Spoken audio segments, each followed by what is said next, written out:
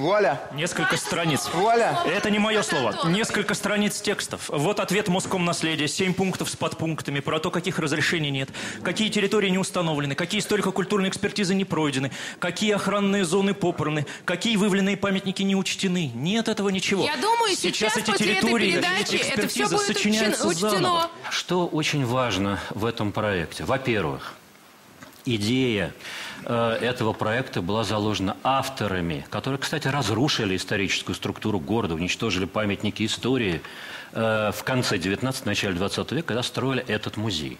Тогда вроде так было принято, никто их не ругал.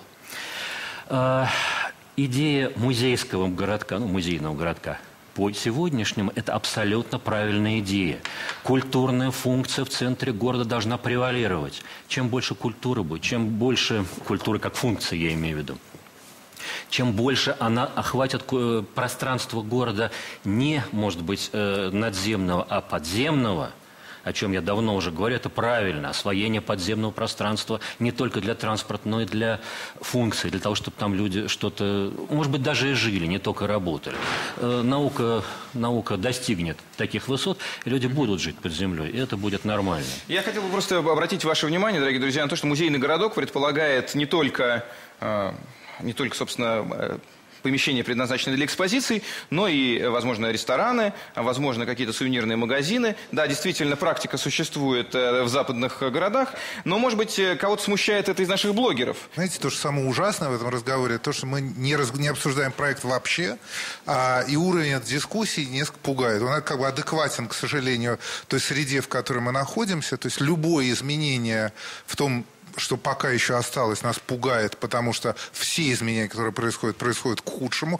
Ну, то есть, может быть, есть небольшое количество исключений в этом правиле, но вообще все, что меняется в Москве, к сожалению, по опыту, ощущение, что все становится хуже, хуже, хуже, хуже. Поэтому ни у кого большого энтузиазма, история про то, чтобы взять и влупить посреди города что-то большое и дорогостоящее, никого не вызывает. Что там делают, непонятно, потому что 550 раз это все менялось там и так далее. Это как бы одна сторона дела. Другая сторона дела заключается в том, что, мне кажется, совершенно детским разговор о том, что давайте все оставим как всегда это было, главное ничего не менять и так далее, и так далее. У меня есть ощущение, что мы сейчас сводим, что сейчас эта дискуссия о том, нужно или не нужно расширять музей, уже забыта. Очевидно, что нужно.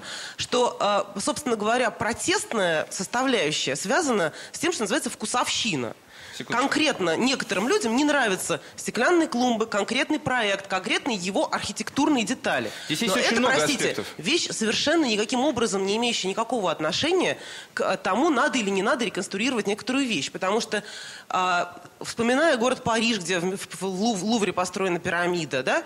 Вспоминая город Версаль, где, вот говоря про разрушаемый сад Вяземского, в городе Версале, парк города Версаля обновляется каждые несколько десятков лет в силу того, что деревья стареют. Там нет ни одного дерева, которое помнило французских королей.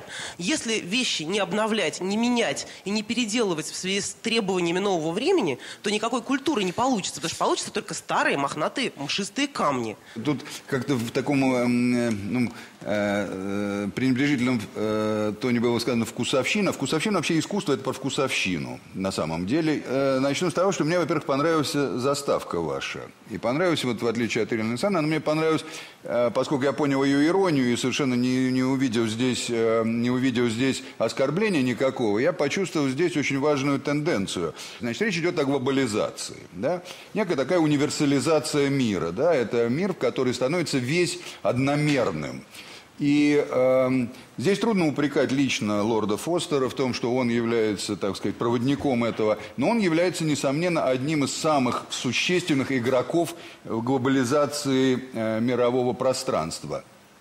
И вся тенденция, которую задает сэр Фостер, конечно, направлена на то, чтобы универсализировать мир.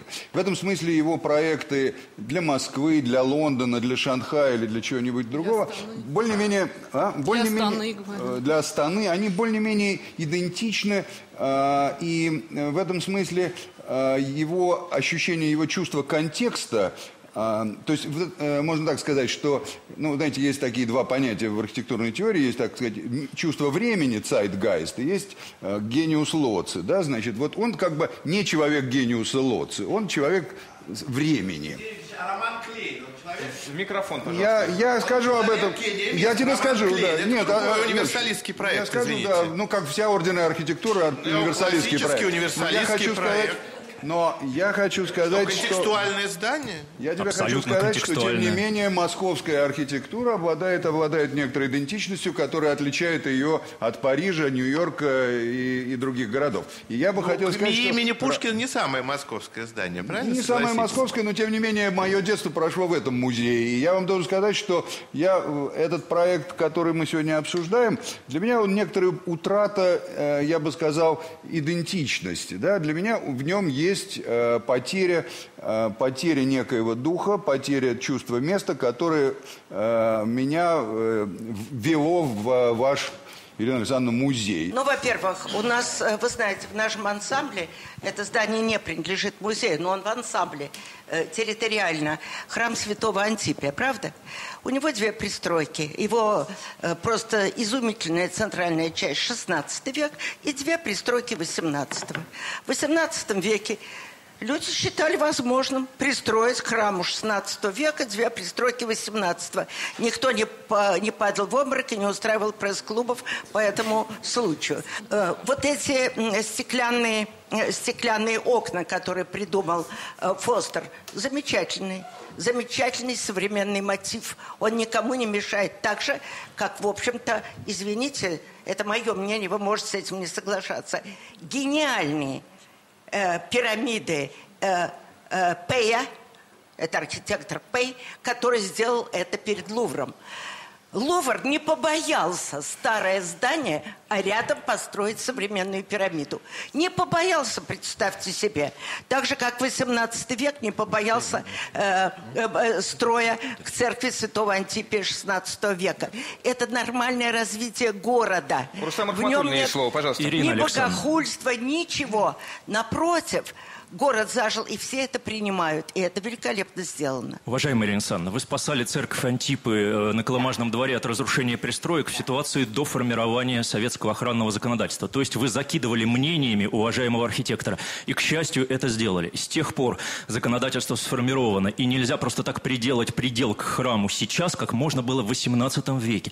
Это совершенно очевидно. Что касается подземного или иного строительства. Вот я вернусь к старой реплике о вкусовщине. Вкусовщина начинается там, где мы обсуждаем архитектурный проект вне правового поля. Пирамида Лувра возникла во французском правовом поле или вне французского правового поля по прецеденту и по воле президента. Это французские дела. Не нужно ссылаться на французские дела, работая в российском законодательном поле. А в российском законодательном поле есть статья 35 Федерального закона о наследии, гласящая, что капитальное строительство на территории памятников запрещено, если оно не направлено на сохранение самого памятника. Самому памятнику, например, Дому Вяземских, не нужны 3 подземных этажа между ним и Пушкинским музеем. Максимум, что ему нужно для существования, технический подвал для инженерного узла. Самому Дому Вяземских не нужны стеклянные клумбы в Курданере. Следовательно, любой проект такого рода должен предполагать соединение интересов музея в этом случае или другого арендатора с интересами охраны памятников. Как только эти интересы вступают в противоречие, заваливается закон и начинается ущерб. Вместо прибавления культурного начинается вычитание и деление решения одной проблемы за счет другой.